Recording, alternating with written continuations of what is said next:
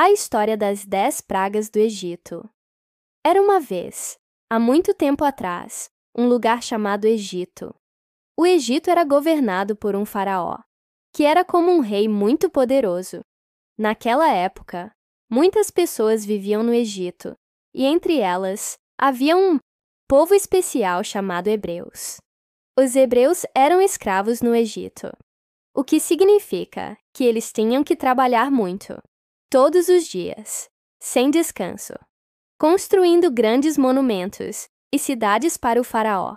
Eles não gostavam de viver assim, mas não sabiam como escapar. Um dia, Deus decidiu que era hora de libertar os hebreus da escravidão. Ele escolheu um homem chamado Moisés para liderar esse grande plano. Moisés tinha uma história interessante. Ele nasceu durante um tempo em que o faraó ordenou que todos os bebês hebreus fossem jogados no rio Nilo. Mas a mãe de Moisés teve uma ideia brilhante.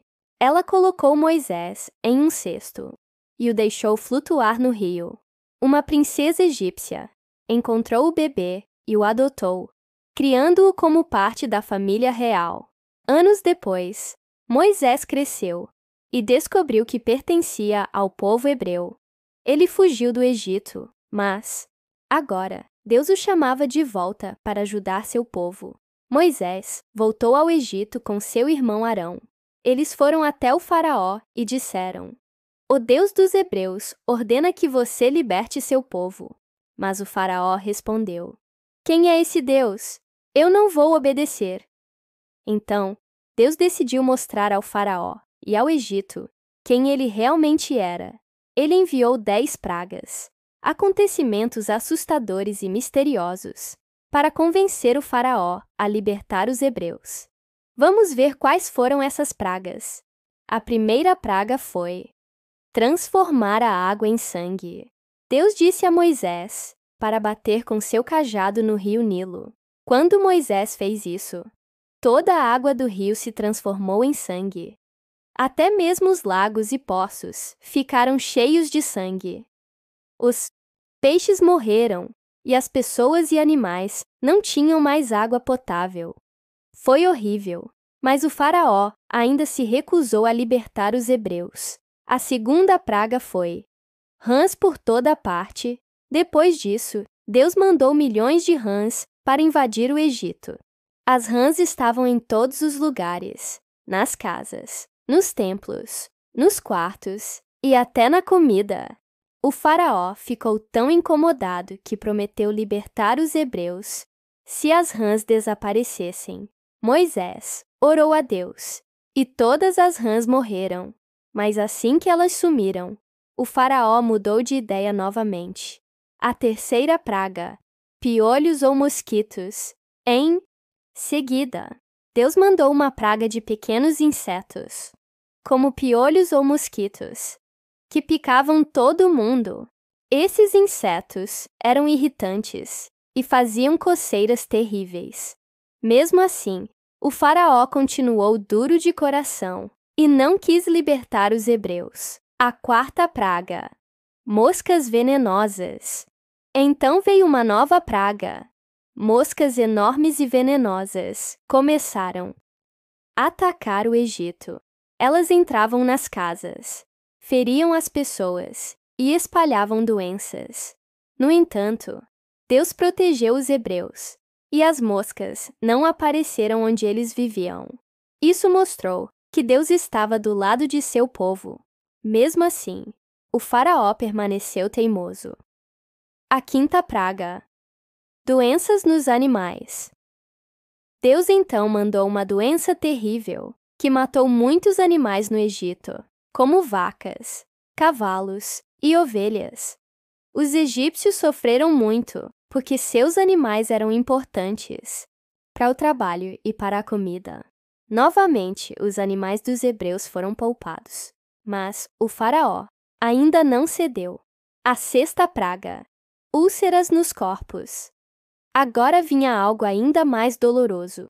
Úlceras, que são feridas horríveis que doem muito. As pessoas e os animais começaram a ter essas feridas pelo corpo inteiro. Era difícil.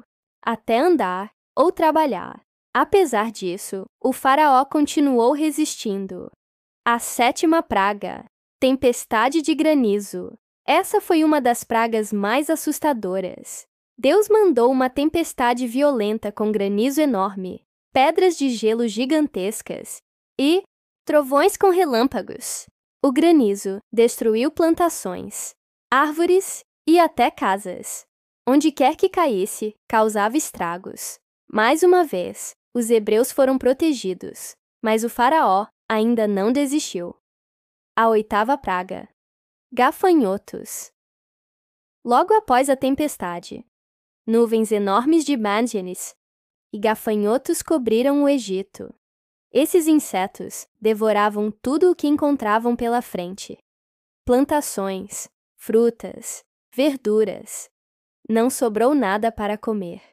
O Egito estava arruinado. Mesmo assim, o faraó continuou firme em sua decisão.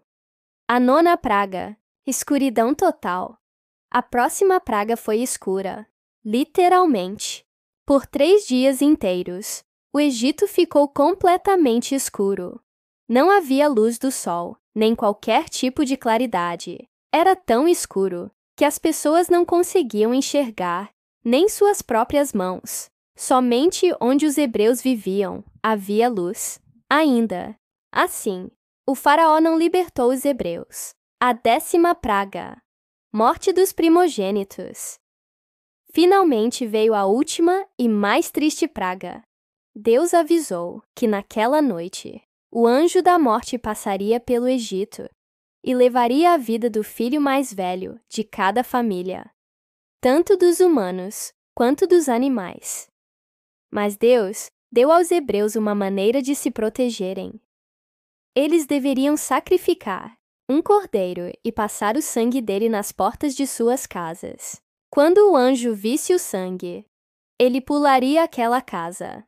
Naquela noite terrível, o filho mais velho de cada família egípcia morreu, incluindo o filho do próprio faraó. Finalmente, o faraó percebeu que não podia lutar contra Deus. Ele chamou Moisés e disse: "Vão embora, levem seu povo e saiam do meu país." Os hebreus partiram rapidamente, levando consigo apenas o que podiam carregar.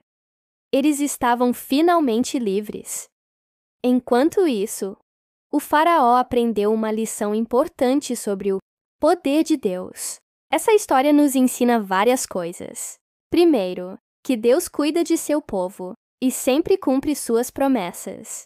Segundo, que às vezes precisamos ser pacientes e confiar em Deus, mesmo quando as coisas parecem difíceis. E terceiro, que ninguém deve ser orgulhoso ou teimoso como o faraó, porque Deus é mais forte do que qualquer pessoa ou problema. Essa é a incrível história das 10 pragas do Egito.